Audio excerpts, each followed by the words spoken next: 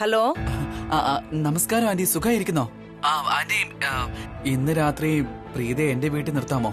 എന്തു പറ്റി മോനെ? പ്രീതയ്ക്ക് കുഴപ്പമൊന്നുമില്ലല്ലോ, അവൾ ഓക്കെ അല്ലേ? ഇല്ലില്ല ആന്റി, പ്രീതയ്ക്ക് ഒരു കുഴപ്പമില്ല. എനിക്കും കുഴപ്പമൊന്നുമില്ല. എന്റെ അച്ഛമ്മയില്ലേ, അച്ഛമ്മയുടെ കാലിന് വേദന കുറച്ച് കൂടുതലാ. വേദന കൊണ്ട് നിലവിളിക്കാണെന്നേ. പിന്നെ ഇത്രയും രാത്രി ആയില്ലേ, അച്ഛമ്മ ഇപ്പോ എങ്ങനെ ഹോസ്പിറ്റലിലേക്ക് കൊണ്ടുപോകുന്നേ? അതുകൊണ്ട് പ്രീതയെ അവിടെ നിർത്താമെന്ന് വിചാരിക്കാൻ എനിക്കൊരു ഹെൽപ്പും ആവുമായിരുന്നു. നോക്ക്, ആന്റി വേണ്ടെന്ന് പറഞ്ഞാൽ ഞാൻ നിർബന്ധം പിടിക്കൊന്നുമില്ല. പക്ഷെ ആന്റി ഒന്ന് സമ്മതിക്കുമായിരുന്നെങ്കിൽ എനിക്ക് അത് ഒരു സഹായം ആവുമായിരുന്നു. മോനെ കിരൺ, ഒരു മിനിറ്റ്. നീ ഇങ്ങനെ ഒഴിവുകഴിവുകൾ ഉണ്ടാക്കേണ്ട യാതൊരു കാര്യമില്ല.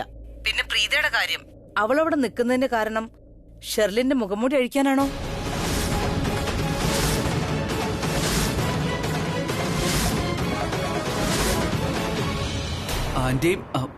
ആന്റിക്ക് അതെങ്ങനെ മനസ്സിലായി? അമ്മയല്ലേ മോനെ, എനിക്കത് മനസ്സിലാകും.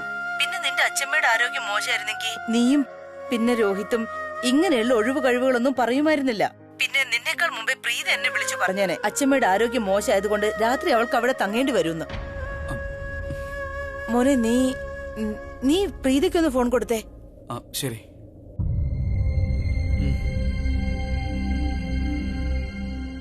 Oh my God, അമ്മ എന്നെ ശരിക്കും വഴക്ക് പറയും. അമ്മേ, അല്ലല്ല, ഞാൻ വീട്ടിലേക്ക് തന്നെ വരുവാ. ദാ ഇപ്പൊ തന്നെ എത്തും. ഒരു മിനിറ്റ് പ്രീത, ഇന്ന് രാത്രി നീ അവിടെ നിന്നോ? കാരണം നമ്പ്യാർ കുടുംബത്തിന് നിന്നെ ആവശ്യമുണ്ട്. കിരൺ, നിന്റെ സുഹൃത്തിന് നിന്നെ ആവശ്യമുണ്ട്. എനിക്കറിയാം അവരെ എത്രമാത്രം നമ്മളെ സഹായിച്ചിട്ടുള്ളതാ.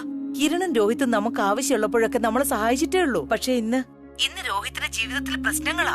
അവന്റെ കല്യാണം അവന് ചേരാത്ത പെണ്ണുകെട്ട് നടക്കാതിരിക്കാൻ, അവളുടെ മുഖംമൂടി അഴിക്കാൻ അവനൊരു സഹായമാകുമെങ്കിൽ നീ അവിടെ നിന്നു മോളെ. എനിക്കറിയാം ഷെർലിന്റെ കള്ളത്തരങ്ങൾ എല്ലാവരുടെ മുന്നിൽ തുറന്നു കാട്ടാൻ ആഗ്രഹിക്കുന്നുണ്ടെന്ന്. അതായത് രോഹിത് ഒരു മോശം പെൺകുട്ടിയെ കല്യാണം കഴിക്കാതിരിക്കാൻ നീ ചെയ്യുന്ന നല്ലൊരു കാര്യമോളെ. നിനക്ക് നല്ലതും ചീത്തയും തിരിച്ചറിയാം, അതിൽ എനിക്ക് അഭിമാനമുണ്ട്. നീ എന്ത് ചെയ്താലും അത് എപ്പോഴും ശരിയായിരിക്കും. ഇത്തവണ അത് തെറ്റില്ല. മതി, അമ്മ പറയുന്ന ഒരു കാര്യം മാത്രം നീ അനുസരിക്കണം. പറയാമേ. എനിക്കറിയാം നീ ആർക്കെങ്കിലും സഹായം ചെയ്യുമ്പോ മറ്റൊന്നും നോക്കില്ലെന്ന്. പക്ഷേ സഹായം ഉറപ്പായും ചെയ്യണം. പക്ഷെ നീ നിന്നെ ഒരിക്കലും മറക്കരുത്. നീ സ്വയം ഒരു പ്രശ്നത്തിലും ചെന്ന് ചാടരുത്. കാരണം നീ എന്തെങ്കിലും പ്രശ്നത്തിൽ പോയി വീഴുന്ന എനിക്ക് കണ്ടു നിൽക്കാനാവില്ല. ഈ ഒരു കാര്യം മാത്രം അനുസരിച്ചാ എനിക്ക് ഒത്തിരി സന്തോഷാകും. ശരി അമ്മേ, അമ്മ വിഷമിക്കേണ്ട കാര്യമില്ല. ഞാനെല്ലാം ശ്രദ്ധിച്ചോളാം. ശരി, നീ സ്വയം ശ്രദ്ധിച്ചോണം കേട്ടല്ലോ. എനിക്ക് ഫോൺ ചെയ്യാൻ വേണം.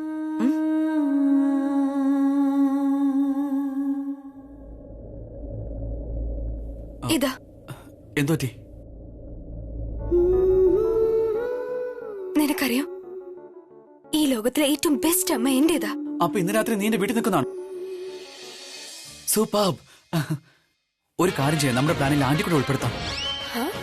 യെസ്, ഐ മീൻ നോക്ക, ആന്റി എത്ര പെട്ടെന്ന് എന്റെ കള്ളം പിടിച്ചത്. നിനക്ക് പോലും കഴിഞ്ഞിട്ടില്ല. ഞാൻ എത്രയോ കള്ളം പറഞ്ഞിരിക്കുന്നു. ആന്റി മിടിക്കുക. നീ കണ്ടോ, ഷേർഡിന്റെ കള്ളം ആന്റി പൊളിക്കും. അത് വേണ്ട, അമ്മ അവിടെ സമാധാനായിരുന്നോട്ടെ. ഞാനുണ്ടല്ലോ നിന്റെ കൂടെ. ഓക്കെ, പക്ഷെ നീ ജലസ് ആയില്ലേടി? ജലസ് എന്തിനാ? കാരണം ഞാൻ ആന്റി നിന്നെക്കാൾ ബെറ്റർ ആണെന്ന് പറഞ്ഞില്ലേ? ആന്റി മെഡിക്കാണെന്ന് ഞാൻ പറഞ്ഞായിരുന്നു, റൈറ്റ്? മിണ്ടാതിരിക്കുക, എന്നിട്ട് വണ്ടി ഓടിക്കുക.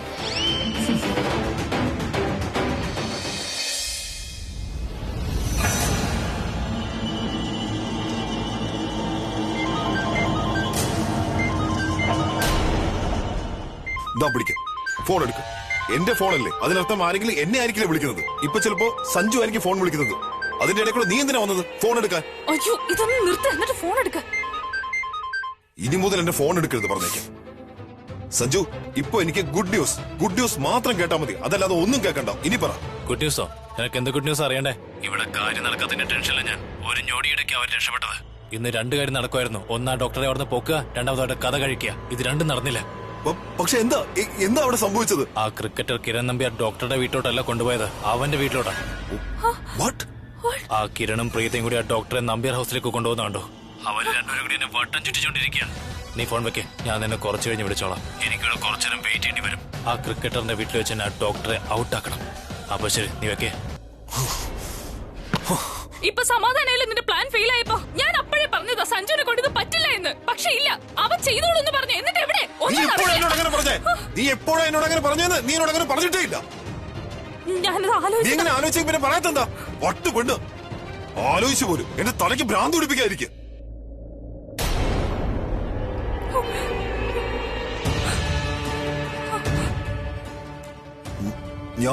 നമ്പ്യാർ ഹൗസിലേക്ക് പോവുകയാണ്. എനിക്ക് അവിടെ പേഴ്സണലി ചെന്ന് പേഴ്സണലി ചെക്ക് ചെയ്യണം അവിടെ എന്തൊക്കെയാ നടക്കുന്നതെന്ന്. ഓക്കെ? നിക്ക്, ഞാനും വരാം.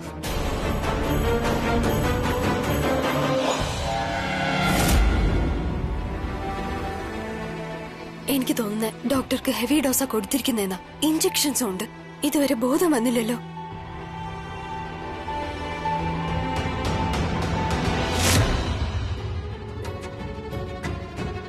ഈ ചേട്ടന്റെ കൂടെ ആരാ ഉള്ളത്? പിന്നെ പ്രീത ഈ സമയം എന്താ ചെയ്യുന്നത്? ഇപ്പൊ തന്നെ പോയി നോക്കാം ഇവിടെ എന്താ നടക്കുന്നതെന്ന്.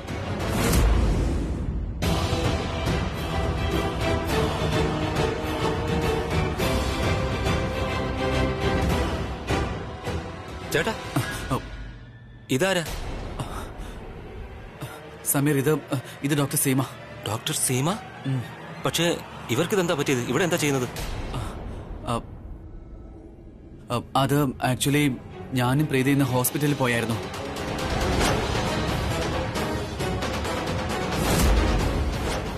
ഞാനവിടെ ചെക്ക് ചെയ്യായിരുന്നു. അപ്പോ അല്ല, നിങ്ങൾ എന്താ ഈ ചെയ്യുന്നത്?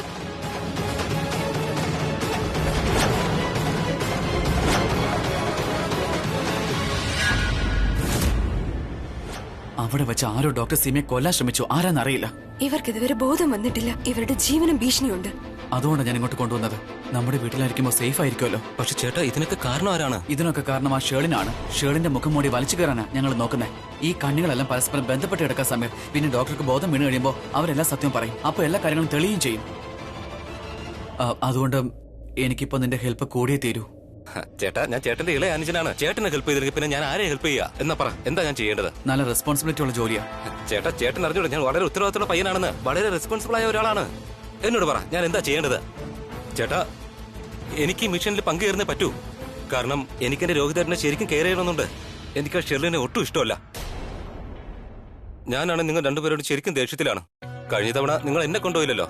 ആ സൃഷ്ടിയെ മാത്രമല്ലേ കൊണ്ടുപോയത്, ആ സ്ലാം ബുക്ക് കണ്ടുപിടിക്കാൻ. അതുകൊണ്ട് ഞാൻ ശരിക്കും അപ്സെറ്റ് ആണ്. പക്ഷെ ചേട്ടാ, പ്ലീസ് ഇത്തവണ എനിക്കൊരു അവസരം താ. ഒരു അവസരം തന്നു നോക്ക്. അപ്പൊ ചേട്ടന് മനസ്സിലാവും സമയത്ത് എന്തൊക്കെ ചെയ്യാൻ പറ്റുമെന്ന്. Trust me. ഇൻഫാക്ട് ഞാൻ പറയുന്നത് നിങ്ങളുടെ പ്ലാനിൽ എന്നെയും പങ്കെടുപ്പിക്കണമെന്നാ. എന്നെ കൊണ്ട് നല്ല പ്രയോജനം ഉണ്ടാവും. ഭാവിയിൽ ഞാനൊരു വലിയ ഫേമസ് ഡിറ്റക്റ്റീവ് ആകില്ലെന്ന് ആര് കണ്ടു? ശരിക്കും സൃഷ്ടിയുടെ അനിയനെന്നേ പറയൂ. ഓ അല്ലല്ല, ഞാൻ അങ്ങനെയല്ല ഉദ്ദേശിച്ചത്. ഞാൻ പറഞ്ഞു എന്നേ. എനിക്ക് നന്നായി അറിയാം നീ വളരെ റെസ്പോൺസിബിൾ ആയ ഒരു വ്യക്തിയാണെന്ന്. Thank you. ശരി, അതൊക്കെ പോട്ടെ. നിനക്കൊരു ചാൻസ് തരാം. നീ ഇന്ന് ഇവിടെ നിൽക്കാം. എനിക്കും പ്രീതിക്കും നല്ല ക്ഷീണമുണ്ട്. ഞങ്ങളൊന്ന് റെസ്റ്റ് എടുത്തോട്ടെ. സോ നീ ഒരു കാര്യം ചെയ്യും, നീ ഇവിടെ കാവൽ നിൽക്കുക. നല്ലോണം ശ്രദ്ധിക്കണം. ഈ റൂമിന്റെ അടുത്തേക്ക് ആരും വരാനും പാടില്ല. പിന്നെ നീ ഉറങ്ങുകയും ചെയ്യരുത്. അത്രയേ ഉള്ളോ? ഇതൊരു ചെറിയ കാര്യമല്ലേ ചേട്ടാ? എന്തായാലും എനിക്ക് സൃഷ്ടിയുടെ കാര്യം ഓർത്ത് ഉറക്കം. ആരുടെ കാര്യം നീ പറഞ്ഞത് സമീർ? ഏയ് ചേട്ടൻ എന്റെ കാര്യത്തിൽ ടെൻഷൻ ആവണ്ട. ഞാൻ ഉറങ്ങില്ല. ചേട്ടൻ വെറുതെ ടെൻഷൻ അടിക്കണ്ട. ഓക്കെ. വേറൊരു ഗസ്റ്റ് റൂം ഉണ്ട്, നിനക്ക് അവിടെ ഉറങ്ങാം. ഓക്കെ സമീർ, ശ്രദ്ധിക്കണേ. Don't worry. Good night. Good night. Good night. ചേട്ടാ, താങ്ക് യു. ഒന്ന് നിർത്ത് സമീർ. നിനക്ക് കുഴപ്പമൊന്നുമില്ലല്ലോ? എന്ത് പറ്റി? എന്താടാ? അതല്ല ചേട്ടാ, താങ്ക് യു. എനിക്ക് ചേട്ടന്റെ ഒരു അവസരം തന്നില്ല. Thank you. നീ എന്താടാ ഈ ചെയ്യുന്നത്? You are my best brother. നീ അങ്ങോട്ട് ഇറങ്ങാം.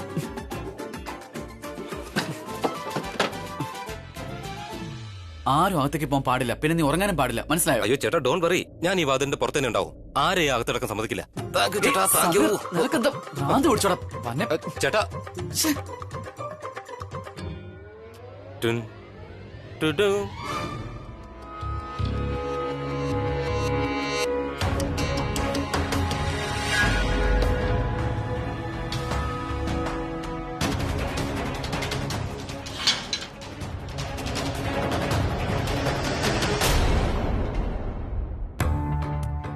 ജീവിതത്തിൽ ഇതുവരെ പൂർത്തിയാക്കാൻ പറ്റാത്ത ഒരു കൊട്ടേഷനും സഞ്ജു ഏറ്റെടുത്തിട്ടേ ഇല്ല. അഥവാ ആവേശത്തിൽ സഞ്ജു ഒരു കൊട്ടേഷൻ ഏറ്റെടുത്താലും, അഥവാ അസാധ്യമായ ഒരു കാര്യമാണെങ്കിൽ പോലും ഈ സഞ്ജു അത് തീർച്ചയായും സാധ്യമാക്കിയെടുത്തിരിക്കും.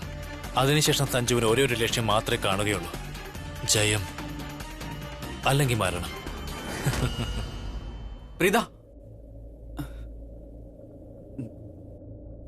നിന്നോടൊരു കാര്യം പറയാനുണ്ട്. ഞാൻ മറന്നുപോയതാ. നമ്മൾ രണ്ടുപേരും 11 മണിക്ക് അലാം വെക്കണം. I mean we have to check Sameer ഉറങ്ങാണോ അല്ലയോ എന്ന്. പിന്നെ ഐ എം ഷുവർ അവൻ ഉറങ്ങുമെന്നും ആയിരിക്കില്ല. കുറച്ച് എക്സൈറ്റഡാ ഈ പണി കിട്ടിയതുകൊണ്ട്. ഒരു ഉറപ്പിന് ചെക്ക് ചെയ്യുന്നതാവും ബെറ്റർ. എനിക്കങ്ങനെ തോന്നുന്നില്ല അവൻ ഉറങ്ങുമെന്ന്. അവനത്ര ത്രില്ലായിട്ട് ഫീൽ ചെയ്യുന്നെന്ന് കണ്ടില്ലേ? എനിക്ക് തോന്നുന്നത് അവൻ ഈ കുറ്റാന്വേഷക ജോലി വളരെ ഇഷ്ടമായിട്ടുണ്ടാവുമെന്ന്. പിന്നെ അവൻ പറഞ്ഞില്ലേ, ആർക്കറിയാം അവൻ ഒരു ഫേമസ് കുറ്റാന്വേഷകനാവോ ഇല്ലയോ എന്ന്. ശരിക്കും എനിക്കപ്പോ സൃഷ്ടിയെ ഓർമ്മ വന്നേ. ഞാൻ അവനെ കൊണ്ട് ഒരുപാട് ജോലി ചെയ്യിപ്പിക്കുമായിരുന്നു. ആ പണി അവൻ ചെയ്യുമെന്ന് എനിക്ക് സംശയം ഉണ്ടെങ്കിൽ പോലും അവൻ ചെയ്യാറുണ്ടായിരുന്നു. I am proud of him. എന്റെ സൃഷ്ടിയും ഒരുപാട് പണികൾ ചെയ്യാറുണ്ട്. പക്ഷെ ഒരു കാര്യം, ഈ ലോകത്തിലെ എന്തൊക്കെ പൊട്ടത്തരങ്ങളുണ്ടോ അതൊക്കെ അവളുടെ തലയിലും ഉണ്ടായിരിക്കും.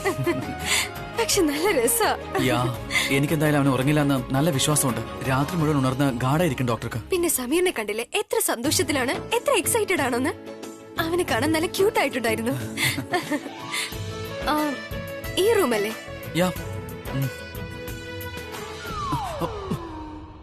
എന്താ എന്താന്ന് എന്തെന്താന്ന്?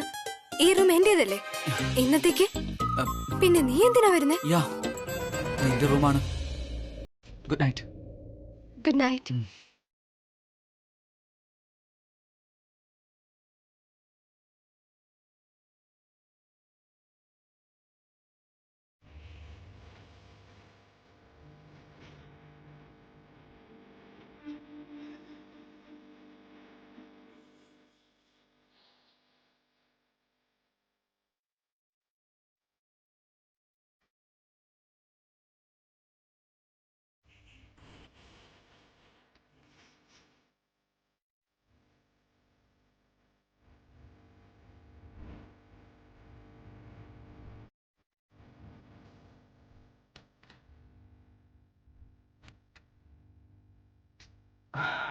അവനെന്നെ വിളിച്ച പോലെ തോന്നിയെന്താ? Am I crazy? Or am I crazy?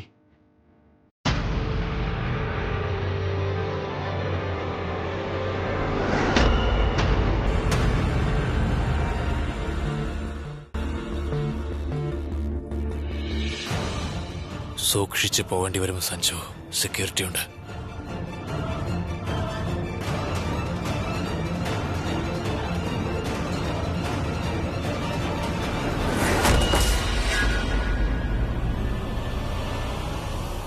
ആരാത്?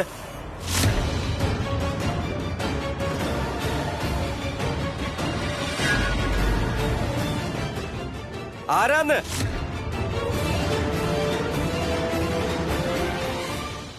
ഈ രാത്രിയിൽ ഇതാരാ ഇവിടെ?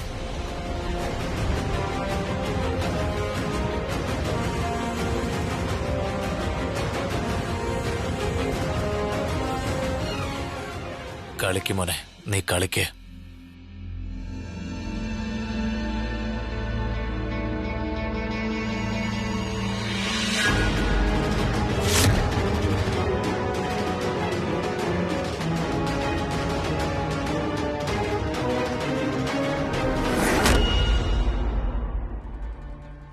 അല്ല, നമ്മൾ നമ്പ്യാർ ഹൗസിലേക്ക് പോകുന്നില്ലേ? എന്തിനാ ഇങ്ങോട്ട് വന്നേ?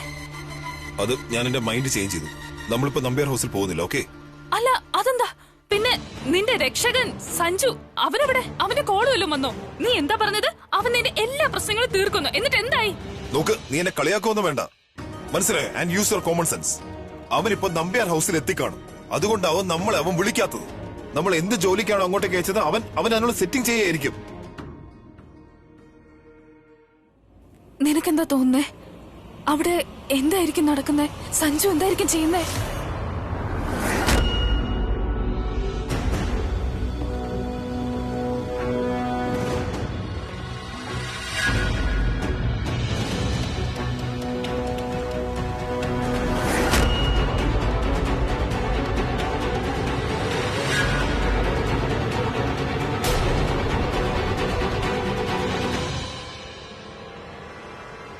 അതിനർത്ഥം ആ ഡോക്ടർ ഈ റൂമിൽ തന്നെയുണ്ട്. മാത്രമല്ല, ഈ കഴുതെ അവർക്ക് വേണ്ടി കാവൽ നിർത്തിയിരിക്കുക.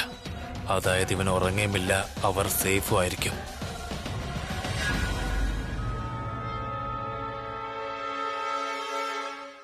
കിരണും പ്രീതയും വലിയ ബുദ്ധിമാന്മാരാന്ന വിചാരം. പക്ഷെ അവർക്കൊരു കാര്യം അറിയില്ല, ഈ സഞ്ജു ബുദ്ധിയിൽ അവരെക്കാളൊക്കെ ഒരുപാട് മുമ്പിലാണെന്ന്. വാ സഞ്ജു, ആദ്യം ഇവിടുന്ന് പുറത്തു കിടക്കാനുള്ള വഴി നോക്കാം. ഈ വീടിന്റെ ഇരിപ്പോശൊന്ന് മനസ്സിലാക്കിയെടുക്കേണ്ടി വരും. കാരണം പിന്നീട് പിടിക്കപ്പെടാൻ പാടില്ല.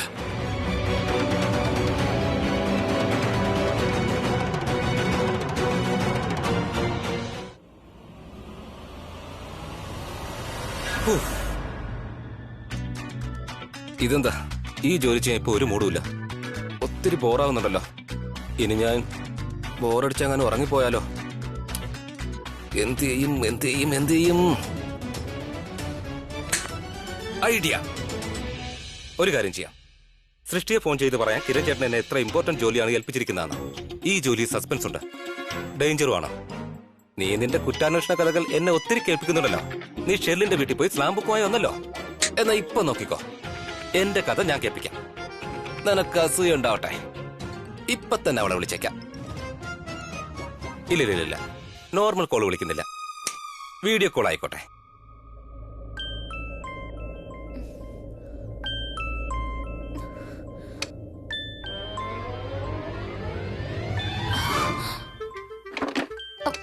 ഇവനെന്തിനാ എന്നെ ഇപ്പൊ വിളിക്കുന്നേ?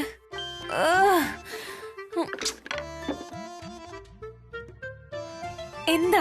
ഹായ് സൃഷ്ടി, ഇന്ന് ഞാൻ ഒത്തിരി സന്തോഷത്തിലാണ്. റിയലി? Thank God. പക്ഷെ എനിക്ക് ഒരു സന്തോഷവും ഇല്ല. എന്റെ കണ്ണി വന്ന് ഉറക്കം നീ കെടുത്തി കളഞ്ഞു. സാമി, ഒരു കാര്യം നീ നോട്ട് ചെയ്തോ? ഞാൻ രാത്രി 10 മണിക്ക് ഉറങ്ങും, രാവിലെ 8 മണിക്ക് എണ്ണീക്കും. മനസ്സിലായോ? അതായത് നീ 10 മണിക്കൂർ ഉറങ്ങുമെന്നോ?